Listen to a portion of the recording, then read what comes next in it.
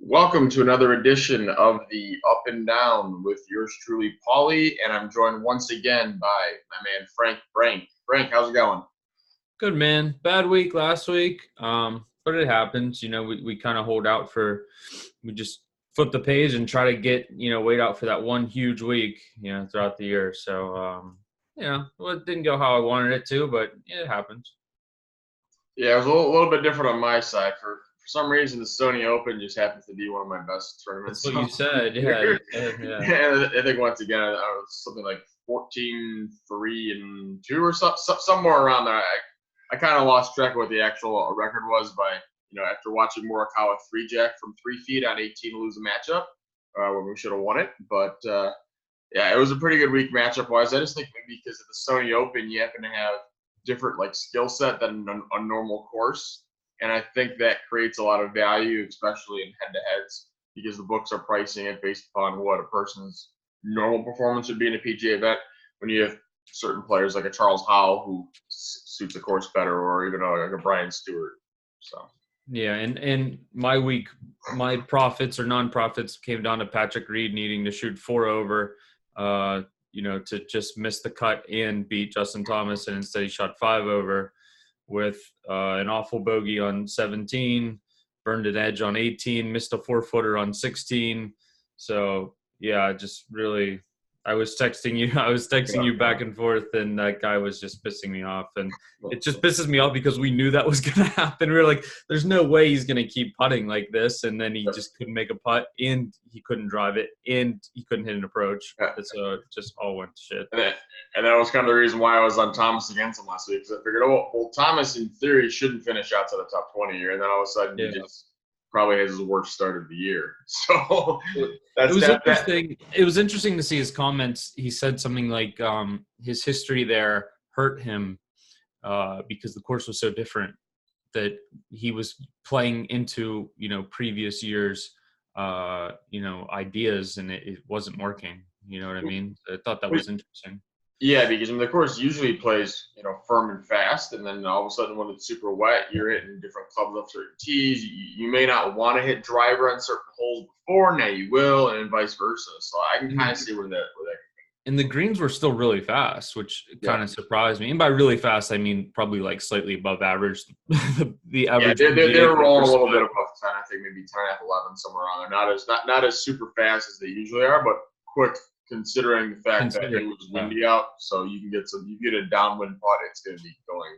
Yeah, every downwind putt, downhill downwind was 4 or 5 feet past for those guys, and it just seemed like every guy I had couldn't make the comebacker, that last week. And Neiman struggled, and I had him in a lot, and I don't regret it considering the wind. I mean, he did surge there for a minute, and then just flamed out, couldn't make a putt.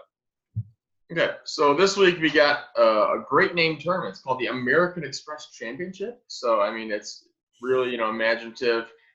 For outsiders, they really don't know where that is. But basically, this is what used to be the Bob Hope Chrysler Classic, which then turned into the, I think, Humana, which then turned into the Career Builder, which then turned into the Desert Classic, and which now has another name. So what are your thoughts on this week? Anything about the course or about the field that we should know? Yeah, so 3 courses this week.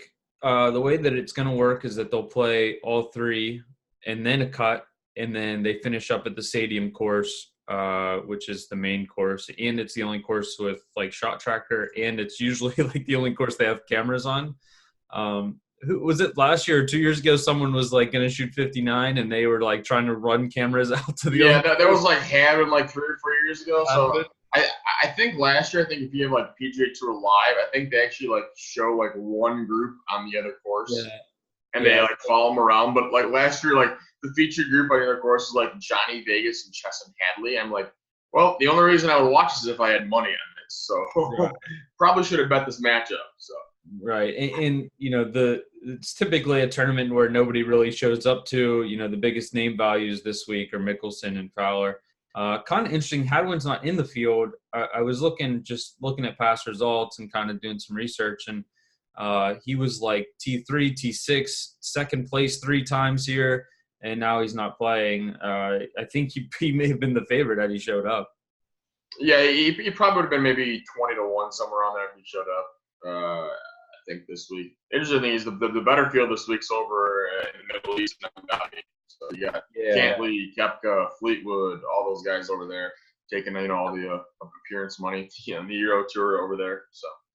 Yeah, those rich countries dumping money on those guys, right? Yeah, but the one thing I note about the course this week is the scoring is going to be low. I mean, it's never been under 20, right? Like it's always. I don't think so. No, I mean it's a complete birdie fest because the courses are all about 7,000 yards, so the approach shots to the greens are very, very short. You're going to have a lot of shots from 75 to 125, which means guys just be dialed in with wedges. The greens are not overly difficult. They tend to be immaculately smooth. So guys are making a lot of putts. They're wedges inside 15 feet, and then it becomes a putting contest, which is why you see guys like Adam Hadwin play well here in the past, right? Hadwin keeps it in play off the tee and is pretty good with the wedges, and voila, there we go. He makes some putts and finishes high. Yeah, it's just it's driver, 3-wood wedge. And then putt your ass off. And it's another event like we talked about last week where maybe this event's going to end up playing how we thought Sony would. I have some of the same guys that I'm looking at. It's a hard course to kind of nail down. We saw 600 to 1 last year with Adam Long, but the field is so weak that I think we'll both be moving down the board to grab some guys later on here, as opposed to taking the guys at the top. Fowler comes in as the favorite, 11 to 1, which is astonishing to me. Yeah.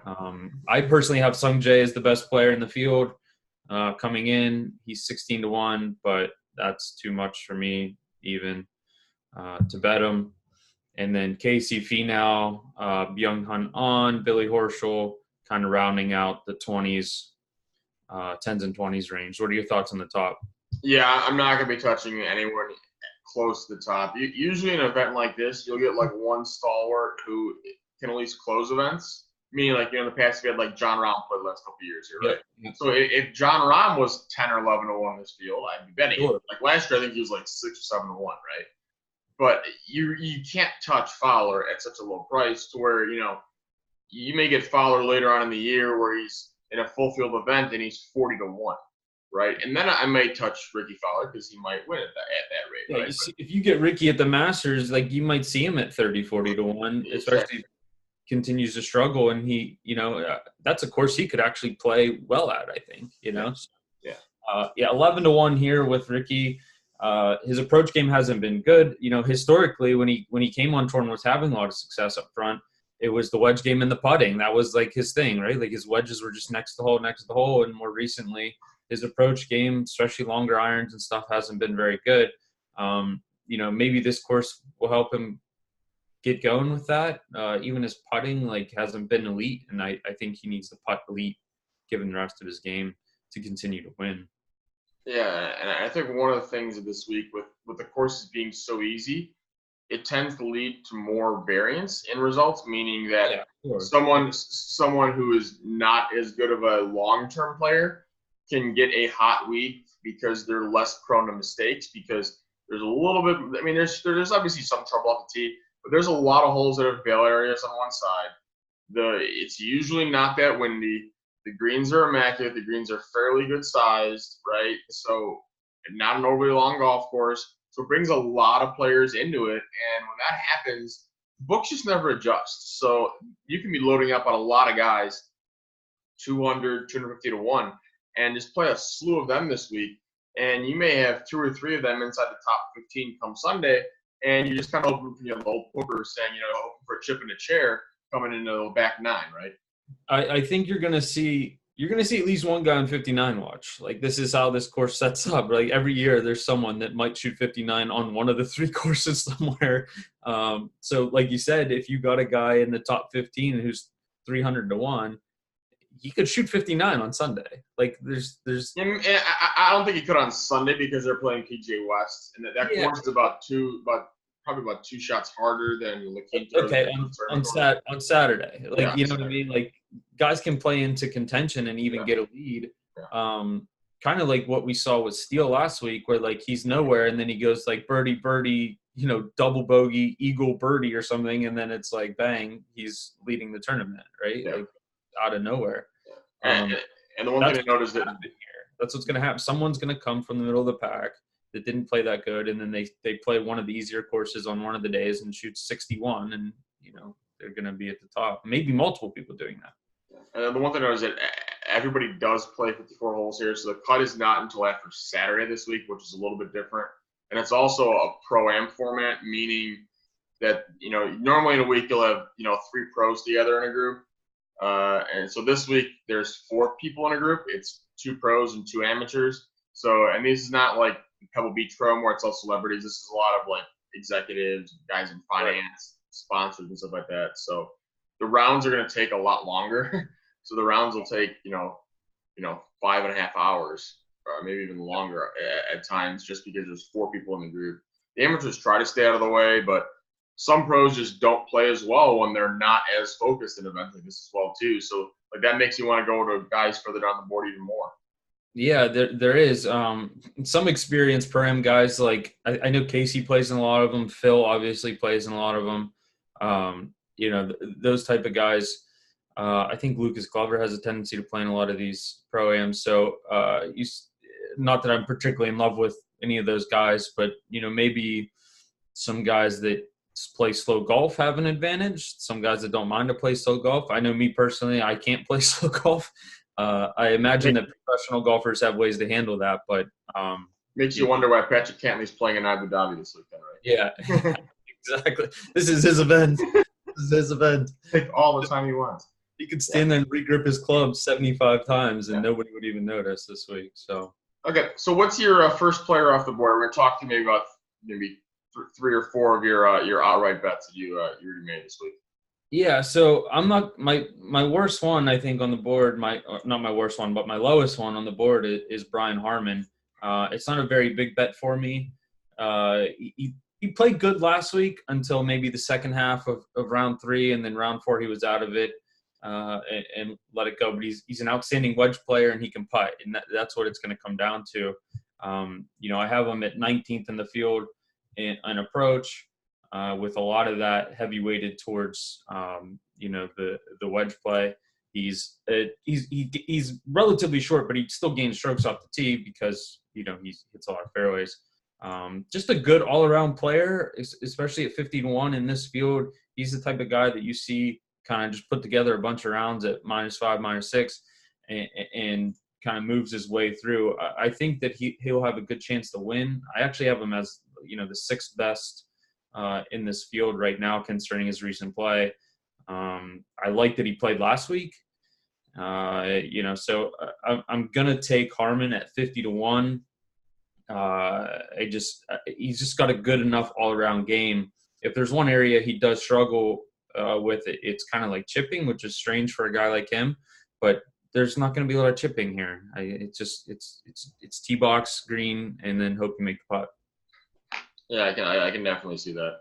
Yeah, my first guy off here in this event is going to be Matthew Wolff.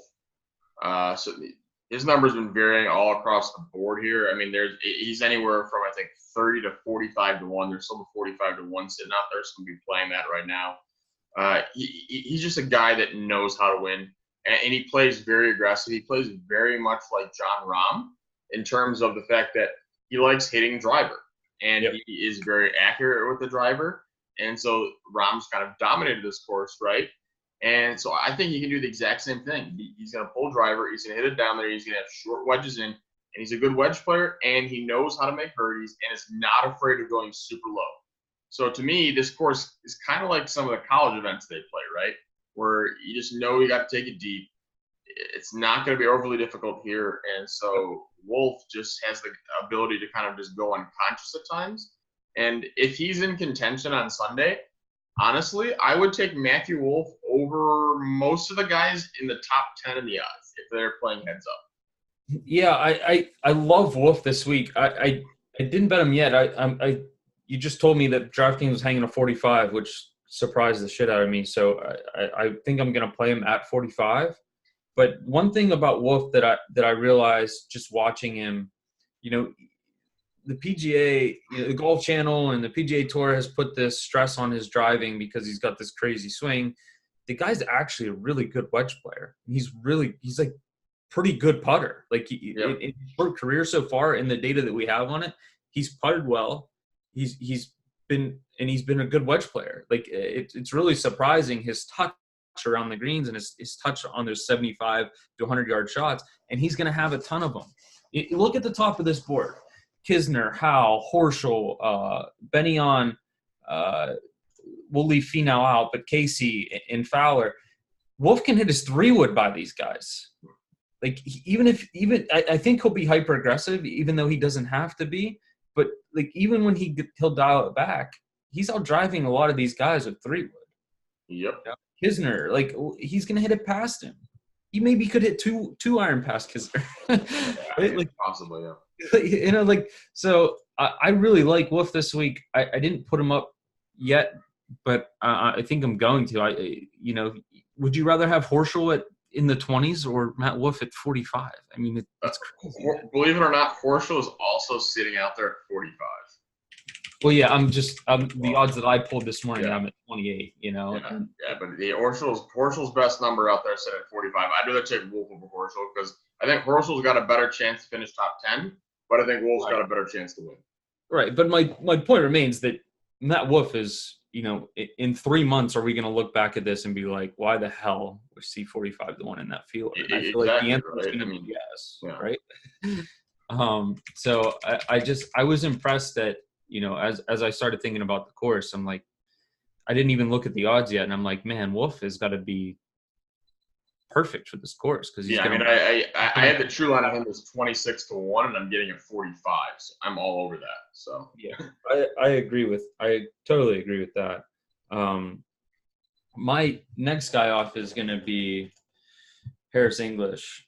He's played well here. Not that I put a ton of stock in that. A lot of guys play well here, but English has been one of those guys that kind of tears up these like beginning of the year tournaments. And he's been relatively consistent so far this year. He went T3, T6, T33, T4, and solo 5th. And then he missed the cut at the RSM. But, I mean, he's played really damn well this year. I'm getting him at 66-1 in this field, a similar field that he's been playing where there's kind of like one name recognition guy. He's good all around. He's not a good like long iron player, but he's good enough to smack some wedges in there. He drives the ball well. He's got decent length, good accuracy, and I've got him as the 12th best putter in the field. And like we said, it's going to be on the green and who can get that putting variance to come and win here. And I think English has the ball striking and the putting to get around. And it with his results early in the year, it's hard for me to pass up when the numbers like him too. Yep. That makes sense as well. So my next play on the board is kind of going along similar lines with a good putter, and that's going to be Brendan Todd. So Todd's best odds out there are sitting at 50s, anywhere from 40 to 55-1. I'd even play it at 40, but I'll take the 55 there. And Todd, you have a proven winner who has almost won 3 events. We talked about this last week, right? They're going to keep giving me big numbers on Brendan Todd. I'm going to keep playing it because he's a guy that can take it super low. And you're on a course here where he's going to have short wedges and going to have a lot of putts inside 15 feet, one of the best putters in the field, especially when he's on. He's one of the guys that can go and make 10 putts in a row from inside, 15 feet. And you're like, oh, crap. And before you know it, Brendan Todd shoots 60 at it. Like, that is entirely possible. And it's another one where, like, knowing that Todd already has closed 2 events, in the last couple months, if he's in contention against one of those, if it's Ben On against Brendan Todd, I would be favoring Todd on the back 9 on Sunday over Ben On just because of the fact that Todd has closed 2 events later. Plays events, and he's just a better putter, which is what we talked about. Like his game is around the greens and those 75-yard shots. That's his game. The reason that Brendan Todd has struggled in the past and has struggled in his early career has been that he can't drive it and his approach game isn't that good. But on these short courses, in these bad fields where it's like wedge and then putt the lights out, Todd goes low. Like, he's one of those guys that can pop with like, with these like 50. He might be one of those guys that shoots 59 because his putter can get so hot, and his wedge game's good enough. So you just don't need to be that. Like, we've talked about this before. Like, the best golfers in the world are the guys that hit the hell out of the ball and hit their long irons close to the hole, right? Like, these early year courses don't lend itself to that type of player. It's these one-offs like Todd, Harmon, those types of guys that can get hot with the putter and maybe aren't that good, with long irons that they don't even need to put in the bag this week. Yep. So then, who's one of your long shot plays this week from pretty far down the board? So I wanted to get your thoughts on one guy that has been playing well and tends to do well at these early events, and that's Tringali. Okay. I'm waiting to hit submit on him because I wanted to get your thoughts on him. He's played well lately. He played well to finish the year last year, and he's a guy who's not overly long, but his approach game is solid, his wedge game's solid, his putting solid. He gains strokes across the board. Yep. He reminds me a lot of, like I said, Harris English, but I'm getting him at like 100 to 1, 125 to 1 in different spots. So I wanted to get your thoughts on him because I haven't hit submit yet, but I'm starting to like Tringali now that I get around to him here. He went T36, T16, T44, T13, T66, T20. I may play him in a T20. I can probably get like 3 to 1 on that. If I go back to April last year, it's something like half his events he's finished T20 or better.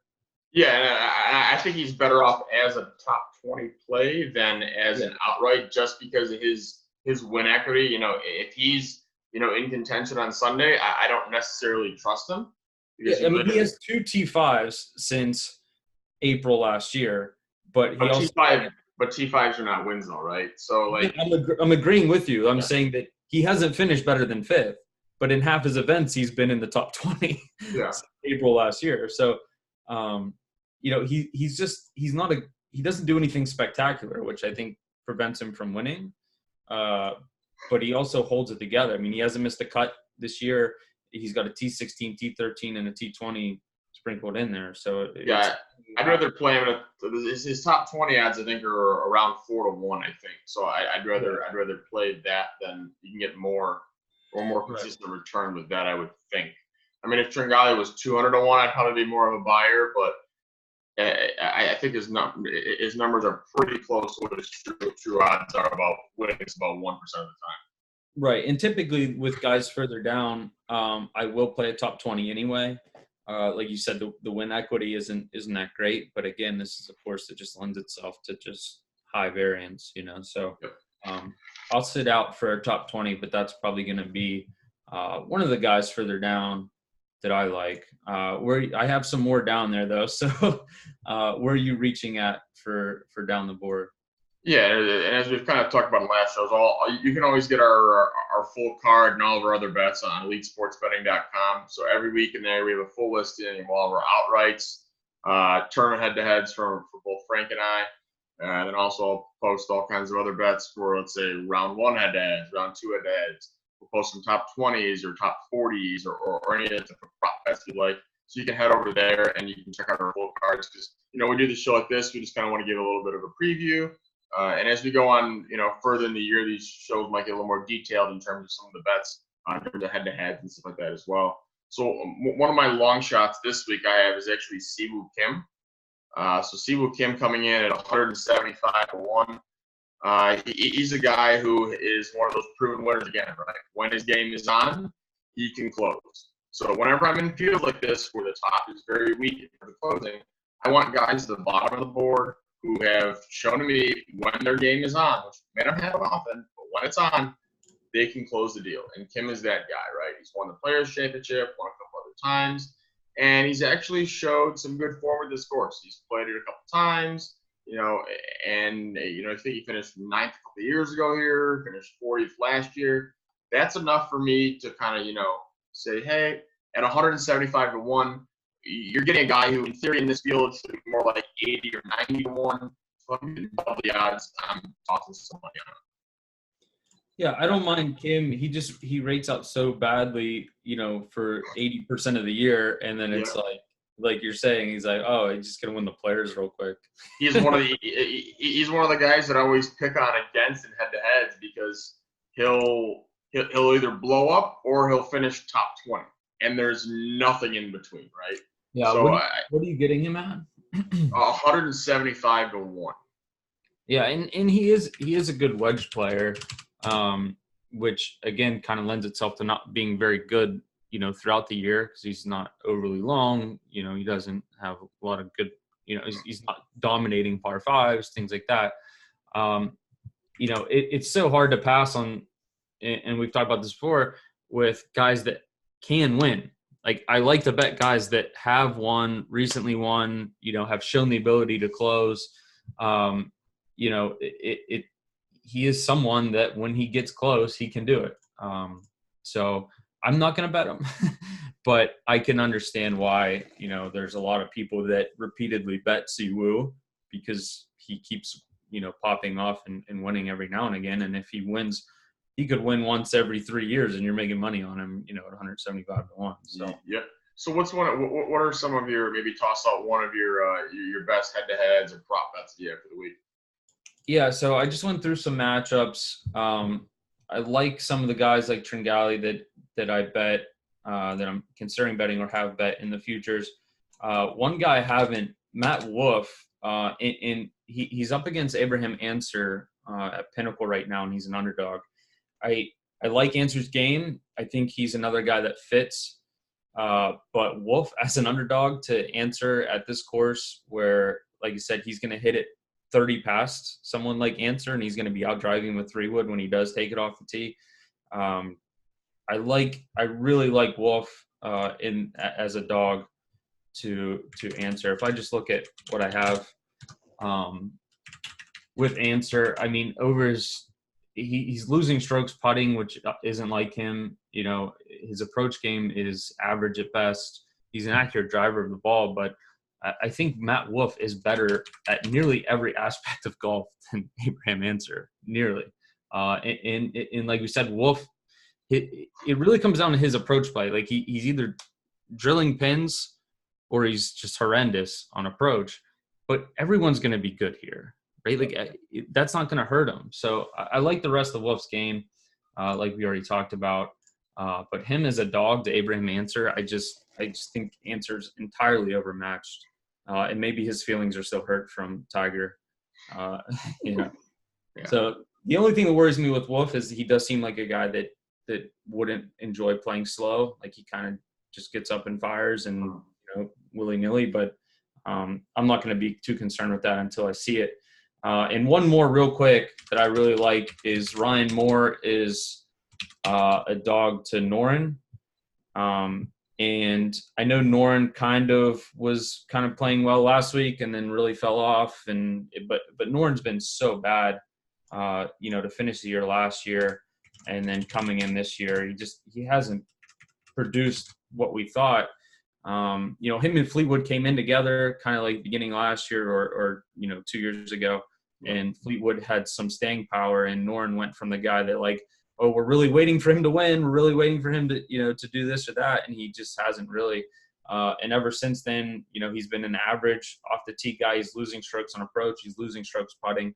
And you're just going to have to really do all of those things here. And Ryan Moore is a pretty good ball striker. He's another guy that plays well. Beginning of your tournaments, good wedge player. So drives it good enough, I think, to get around here. So him as a dog to Noren, it just seems like a little bit of like naming power, for Noren that he doesn't really deserve. And I just want to point out that Denny McCarthy has gained 63 strokes putting in his last 50 rounds. Yeah, he is one of the best putters in the PGA Tour by a landslide. Yeah, he's like up the top. Yeah, the next closest guy is Sungjae at 39. Yeah, that's crazy. I was just looking through stats. Like that's 63 strokes putting. So I'm gonna bet Denny McCarthy too, just because of that. Yeah, I don't like betting on strokes game putting, but he's gaining like 1.4 strokes around in his last 50. So yeah. at some point it's no longer just an outlier, right? As it keeps growing and growing and growing and growing. Right? I don't think he'll keep doing this, but 63 strokes in 50 rounds is kind of nuts. So I'm just going to bet him just because of that, and he deserves it. So do you have any other closing thoughts for the event for this weekend? No, I mean, it's a tough event to watch. It's probably going to be one of those things where I'm following it on my phone and see if someone's going to shoot 59 or something, and then I'll tune in on Sunday if I've got a horse in the race. Not particularly an event that it's not that exciting. There's not, shot tracker on two of the courses. So on the first 3 days, it just kind of depends what guys you're watching and if you have shot tracker or not. Otherwise, you're just watching the names go up and down, So I'm one of those guys that sweat it out throughout the weekend and watch every shot on shot tracker that I can if it's not on TV. So, it's kind of a crummy week, but the next few weeks are starting to get in the thick of the real season here. So. Oh yeah, definitely. I think that Torrey next week, so that'll be actually be a star-studded field there, I believe. So and another multiple course event, but kind of a more traditional setting where you should be able to see some of the top guys playing. Yeah, and it's Torrey, right? So that's exciting. Yeah. All right, so for EliteSportsBetting.com, it's just another episode of the Up and Down with Frank and Paulie. We'll see you guys next week.